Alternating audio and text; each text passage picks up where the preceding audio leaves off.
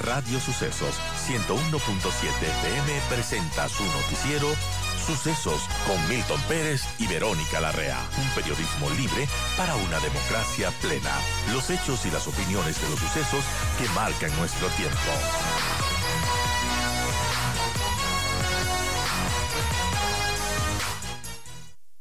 Doy la Hola. bienvenida a Pamela León, consultora política. Pamela, gracias por acompañarnos. Buenos días. Quiero empezar por el tema constitucional, pero traspolemos esto al tema político. La decisión de la Corte Constitucional, que para muchos se ha convertido en un actor político por los tiempos que maneja, por cómo lo anuncia, por cuándo lo anuncia, eh, podría jugar a favor del presidente de la República. ¿Qué efecto político en esta última semana de campaña previo a la elección le juega la decisión de la Corte al presidente? ¿A favor o en contra? Buenos días, Milton. Buenos días a toda la audiencia de Radio Sucesos. Gracias por la invitación. Y para eso es importante hacer una relación un poco histórica y entender la manera en la que políticamente se pueden estar moviendo figuras que en este momento resultan antagónicas, pero sí que están actuando de forma similar. Y en este momento me refiero a el Correa del 2006 y al Daniel Noboa de este año. ¿Por qué? Porque Correa llega, por ejemplo, en el 2006 sin candidatos a congresistas, ajeno a la institucionalidad de ese momento, y la pone a operar también sobre sus particularidades. Se indujo a una constituyente en su segunda elección, en su momento de la Gasca, también ha insinuado eso hace poco, tuvo mayoría en el Parlamento, ustedes recordarán la famosa aplanadora. Entonces, y hablando también con un gran colega, el doctor Pedro Donoso, también estuvo en un proceso electoral donde estaba a próximas semanas o a próximos momentos de elegir también autoridades de control. Y esto sí que incide también en la figura del candidato presidente. Noboa llega con más o menos 10 asambleístas, sin una institucionalidad que lo arrope, y obtuvo lo mismo. También fue candidato, candidato a presidente en 2013. Y ahora lo de la Corte es un ejemplo más de cómo la institucionalidad parece indemne ante, digamos, no particularmente este, pero sí atropellos visibles. Por ejemplo, cuando se pretendía destituir a Abad a través de un sumario administrativo, cuando el presidente y el vicepresidente no necesariamente deben ser, no se aplica este tipo de, digamos, de herramientas. Escuché hace poco la entrevista que tuvieron y en efecto, el presidente no puede delegar sus funciones o funciones por decreto. Y claramente la Corte actúa tarde, sí, y no se puede considerar fuerza mayor, por más que la Corte no lo diga de manera explícita, a hacer proselitismo político. Entonces, en efecto, si el presidente decide no solicitar una licencia, para hacer campaña, sí estaría incumpliendo la ley y decide hacerlo, y si decide hacerlo, la vicepresidenta es quien tendría que asumir de manera automática y legal. Entonces, sí hay una institución que le permite, digamos, ciertas restricciones que previamente hubiesen sido mucho más apelantes. Ahora, esto de que la Corte actúa tarde, a lo mejor para el gobierno es en el tiempo preciso, porque ya seguramente el presidente no pida licencia para cerrar la campaña hasta el jueves, ya lo hizo el fin de semana. Si es que hay segunda vuelta, ya el ministro de la Gasca ha dicho lo que van a hacer, más o menos. Como no tengo chance de encargar la Ujú. presidencia vía decreto y como no me han tocado los decretos en los que yo nombro a Cintia Yeliver como vicepresidenta encargada, entonces, como dice la Constitución, yo encargo a quien ejerza la vicepresidencia sin ningún decreto. Entonces, a lo mejor hasta el camino es más fácil para la segunda vuelta si es que hay. Es más fácil y además lo que yo cuestiono es lo legítimo o cómo se pretende legitimar el tema. Porque además, insisto, hay una institucionalidad de fondo que también funciona con cálculos políticos. Entonces, hay que ver si realmente, por ejemplo, en su momento, la fiscalía también, ustedes recordarán el caso Triple A, cuando hacen un logo vistoso, para mí criminalizando un poco la bandera de la ciudad, funciona también como una central política. Entonces, hay ciertas instituciones que habilitan, legitiman y funcionan con tiempos bastante homólogos al cálculo electoral. Ustedes recordarán también que, y creo que es importante no olvidar estos casos, como ya hubo previamente una situación en donde una resolución que respetaba claramente el marco constitucional, como es un sumario administrativo del Ministerio Laboral, se pretendió utilizar para sancionar a la vicepresidenta.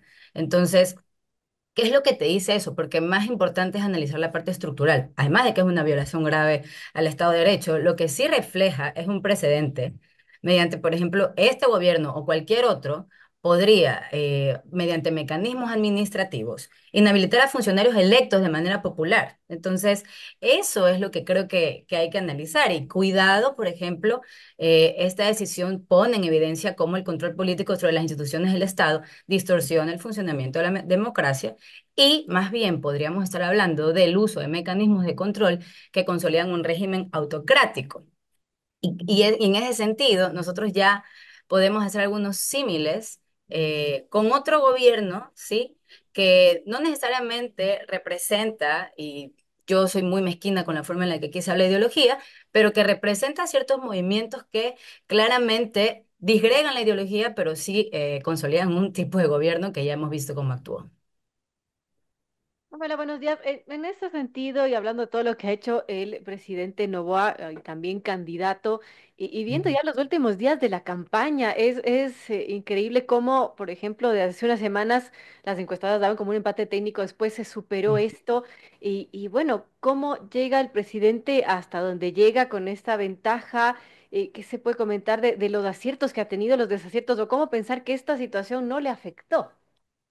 Bueno, primero, la figura del candidato presidente admite demasiado, ¿no? El principio de igualdad que establece, por ejemplo, el artículo 93 del Código de la Democracia se invisibiliza. ¿Y a qué me refiero con esto específicamente? Si nosotros analizamos, por ejemplo, sería ya luego de 11 años, es que ya tenemos nuevamente este fenómeno.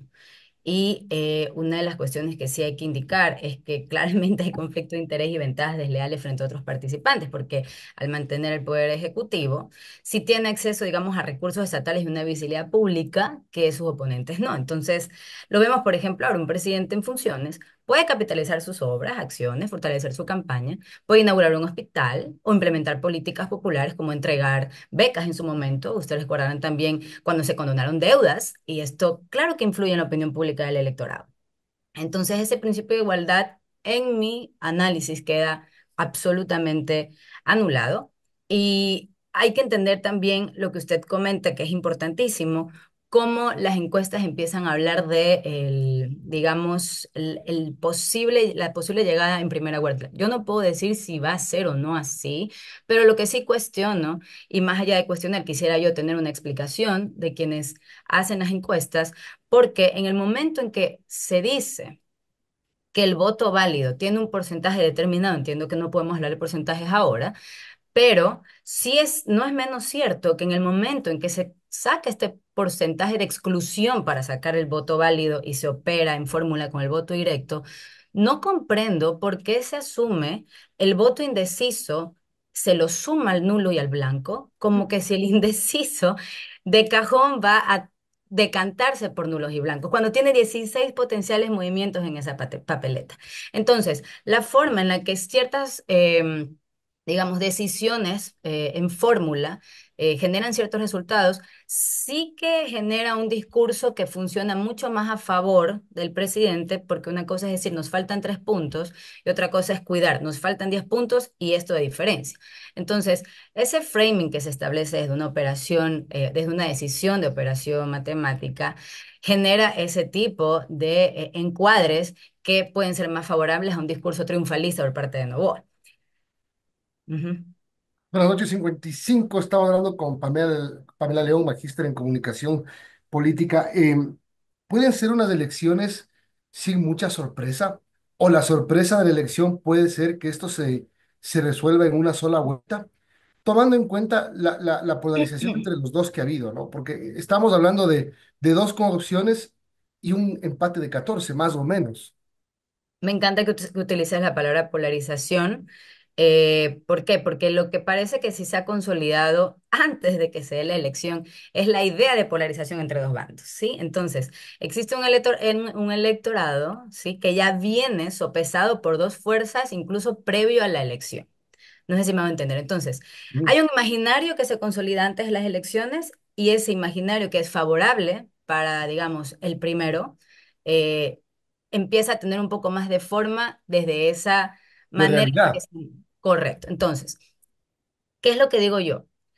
Yo lo que lamento de estas elecciones es la famosa tercera vía que se han terciado todos los candidatos y para eso sí es interesante analizar las elecciones del 2017, 2021, 2023, en donde veíamos, por ejemplo, que a partir del tercer lugar en adelante sí lograban sumar más del 30%, en la siguiente un poco cerca del 50% y en la siguiente un poco más del 40%.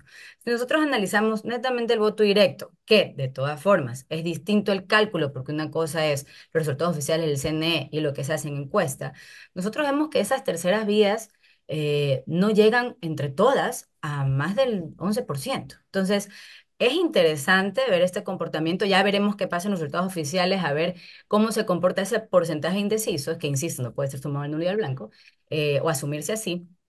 Pero lo que sí veo yo es que esa tercera vía posiblemente es la desafección política, porque si usted suma el nulo, blanco y el indeciso, se va a encontrar con un porcentaje mucho mayor a lo que podemos ver en el tercer, cuarto y decimosexto lugar, entonces decimocuarto. Entonces, sí Ajá. es algo que preocupa, porque más allá de que en este momento nosotros vayamos a estar en una primera vuelta, a nivel estructural, no a nivel de resultados, sí que podemos estar viendo en esencia un balotaje. Entonces, creo que sí es interesante analizar que si solo vemos los votos directos, más del 70% solo está en dos candidatos. Y para eso sí es importante que nosotros revisemos un poco la historia, porque, por ejemplo, si usted recordará, Milton, que desde 1984 un total de 22 candidatos no ha logrado superar el 1% de los votos válidos. Entonces, yo cuestiono mucho cuando se habla de dispersión electoral justamente por eso. Pero qué interesante lo que dices, porque yo recojo el tema de que se crea el imaginario de la Ujú, polarización. Después de ese ujú, imaginario se va volviendo realidad. ujú, Y tercero, a lo mejor se puede ir fortaleciendo conforme lo que muchos hablan, el voto útil o el voto por convicción. Porque mucha ujú. gente dice, no, ¿para qué vas a votar por tal o cual si no tiene chance? Hay que reforzar la tesis tal o cual. Nosotros lo vimos mucho en la campaña en donde participó Herbas. Ustedes recordarán que estaba En la primera, en el 21. Ujú. correcto Guillermo Lazo, Andrés Arauz me parece que estuvo también ahí y Sí. Ujú. Herbas. Herbas tenía una visibilidad interesante porque además, y qué bueno que hablamos de este tema, porque paréntesis, la gente no llega a ser candidato por la plataforma que utilice, ¿sí? Es distinto ver a un candidato vestido de viuda que ver a 14 haciendo lo mismo. No causa el mismo efecto. Lo vemos cuando a candidatas como Andrea González y Tillería hacen el gesto mileísta. No necesariamente se extrapola esa popularidad a los candidatos porque hacen lo mismo. Hacemos un poquito más los consultores. Entonces, en ese sentido, lo que tú comentas, ese imaginario no solamente se fortalece, ojo, desde discurso oficial, desde discurso de la candidatura de Daniel Noboa, sino que lamentablemente también el correísmo y el resto de candidaturas habilitan ciertos espacios discursivos para el candidato presidente. ¿A qué me refiero con esto? No hay necesariamente unas terceras vías o unas terceras fuerzas que capitalicen realmente, ¿sí?, ese público meta indecisos para que en efecto pueda contrarrestar, digamos, ventajas a los que van primeros y segundos. Ellos también caen en ese juego, en el momento en que solamente mencionan, no votes por este ni por este, estoy utilizando mi plataforma pequeña de captación para, de alguna forma, colocar en el curioso electorado, de haberlo, esperaría que lo haya, este tipo de búsquedas, este tipo de intenciones. ¿Y quiénes son los que van primero? ¿Por qué hablan de los primeros y segundos? Entonces, es interesante como, por ejemplo, en el debate presidencial, Correa no estuvo, pero estuvo. Es interesante cómo en el debate de vicepresidentes que me tocó moderar, no estuvo Pinto, pero estuvo en las dos rondas. Ah, Entonces, es interesante eso, porque nominalmente no solamente un discurso se agarra desde lo que podemos nosotros visibilizar, sino qué curiosidades empieza a generar en el electorado. Y esas curiosidades pueden ser lacerantes para ciertas candidaturas. Ese imaginario se sostiene también, Milton, desde el framing que algunos medios postulan, el momento de decir, ¿podría ganar en primera? Ok, pero hicimos el cálculo previamente, ¿podría ganar en primera? Sí, se suma el indeciso, por ejemplo. Entonces, en ese momento ya hay una especie de, digamos, investigación previa que puede cuestionar ciertas cosas. Bueno, 9:02 tenemos que despedirnos. gracias, Pamela, por habernos acompañado. Pamela León, ella es consultora política. así está el panorama de cara al domingo. Ya mismo decidimos qué va a pasar con el país. Buen Poquito. día, Pamela. Muchas gracias a ustedes. Nos vemos mañana.